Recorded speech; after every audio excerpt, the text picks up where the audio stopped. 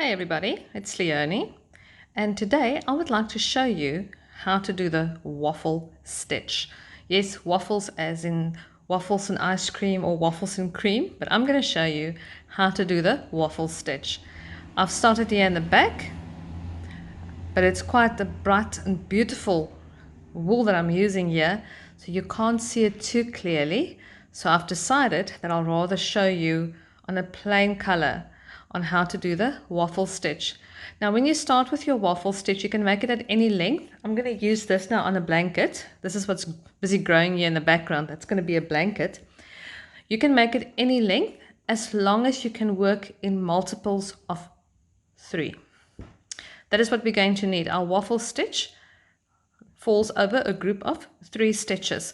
So whatever amount that you put on, please note that it has to be divisible by 3. I am, for the purposes of this exercise, just going to do a small piece.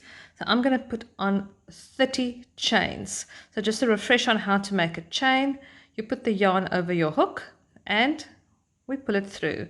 Yarn over and pull through, and just like that.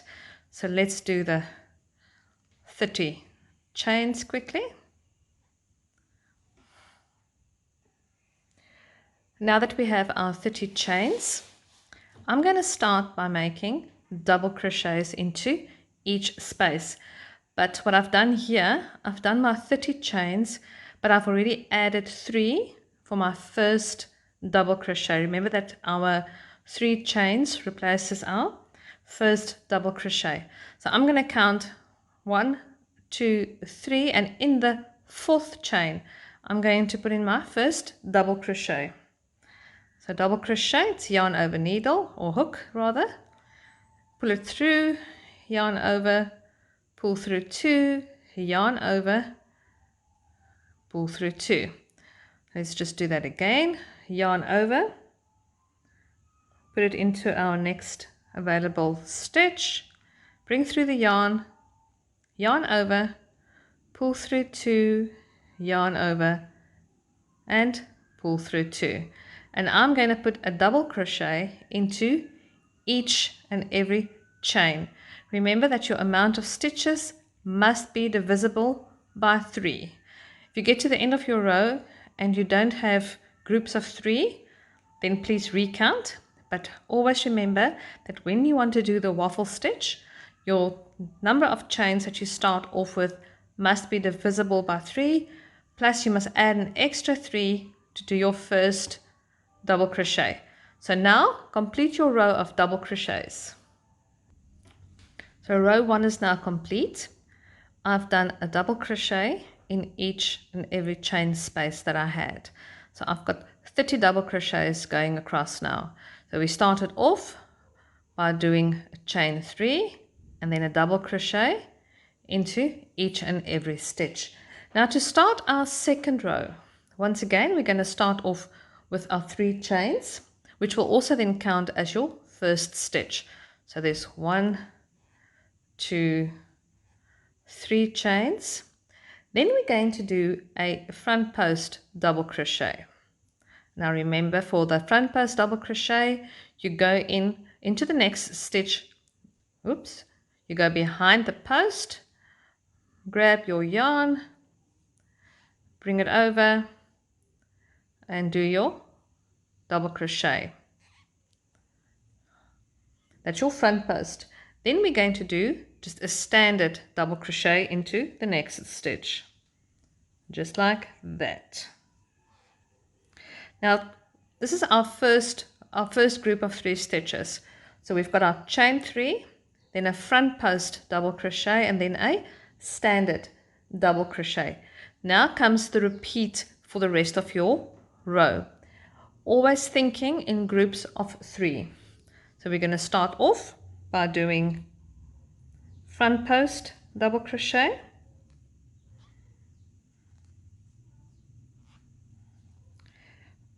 front post double crochet,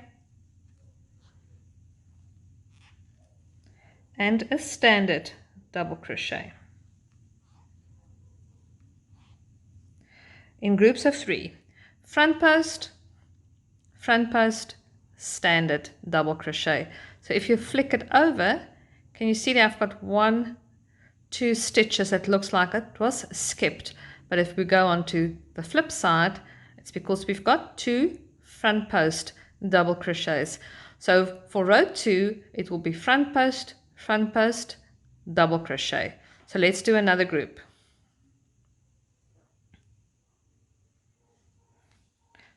We do front post,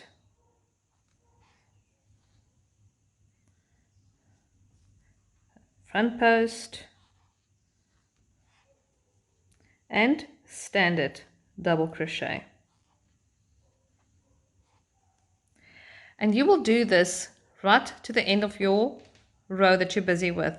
Now, because we're thinking in groups of 3 and we started off front post, double crochet, your last stitch must be a double crochet. So if you get to the end of your row and you don't end on a double crochet, please check your work, because then somewhere you might have made a mistake and we need to pull this all out and start again.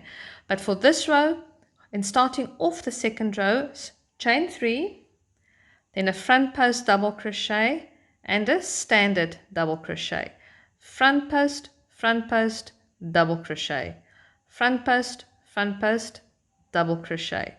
Now, just to keep the rhythm correct, when we start off with our chain 3, we can't do a front post here.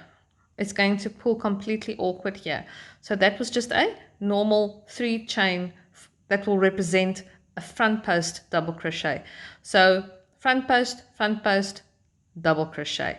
But in this case, because we start off, it was 3 chains, front post, double crochet. I'll see you at the end of the round. And our row is complete. So this is row 2 now that we've done. Front post, double crochet. And now we're going to flick over for row number 3. Once again, with our row, we'll start off by making our 3 chains. So remember that the start of the row is slightly different to the rest of the clusters. So we've got our 3 chains, and then we're going to do a double crochet and a double crochet. That's for our first cluster. So every time you do row number 3, your first cluster will look like this.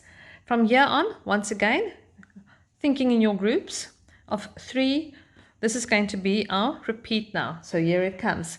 As you can see, when you flick over the work, you've got a ridge that's busy growing here. That's the start of our waffle.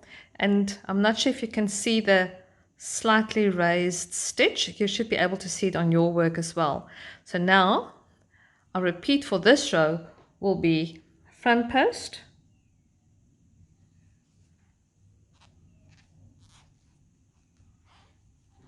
and then double crochet.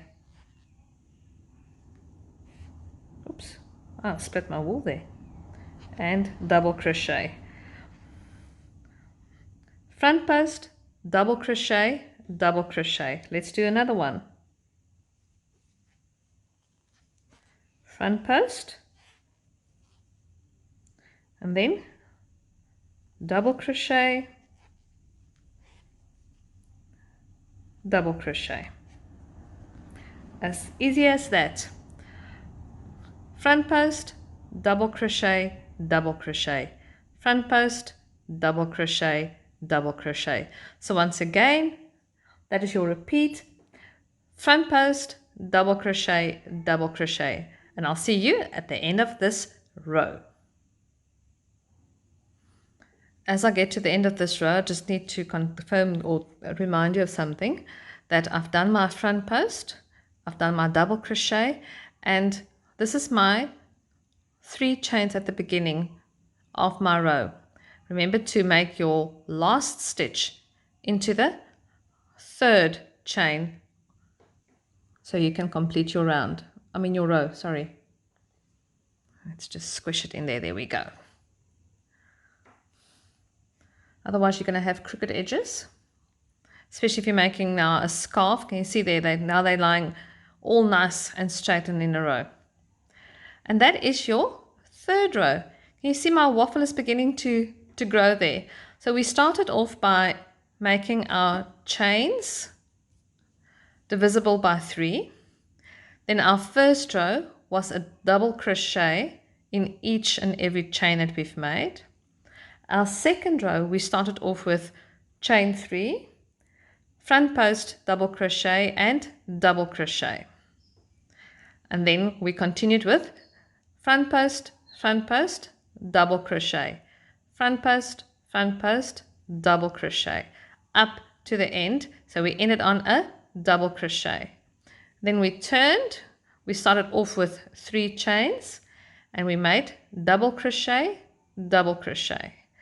Then our repeat pattern was front post, double crochet, double crochet, front post, double crochet, double crochet. So those are the rows. So rows 2 and 3 is what you will repeat throughout until you have the desired length. You can use this stitch either on a scarf, on a blanket. You can even make a nice cardigan out of using this stitch. It's quite a versatile stitch. I like the way it feels. You know me, I've told you before, I like squishing stuff when I make it to feel what it feels like. I'm going to do a repeat of row number 2 now, which will be starting off with chain 3, front post, and then double crochet, and then I'm going to repeat front post, double crochet, and I will see you at the end of my row. And so we have completed another row. Can you see now how the waffle is beginning to grow here? I think it's a lovely, lovely stitch. Now go ahead and create this as long as you would like. Here I've used a double knitting with my 4mm crochet hook. Here in the background it's also double knitting, and I'm also using, I'm using a 4mm on that as well. You can feel if your work is too tight, depending on what you're making. If you're making a blanket, then this is nice and it's got a solid feel to it. But if you want to make a scarf and you need a little bit of movement in it, a little bit airy, then I would suggest that you use a larger crochet hook. Just bear in mind they won't fit snug like you can see now on your 4mm and a double knit. So you will have more spacing around it. But that is your waffle stitch. Please do go and try it, and do come and show us on what you've made. And yes, have fun with it. And remember, like always, hit the subscribe so you can be notified whenever I've uploaded new videos. Have fun being creative. See you again soon.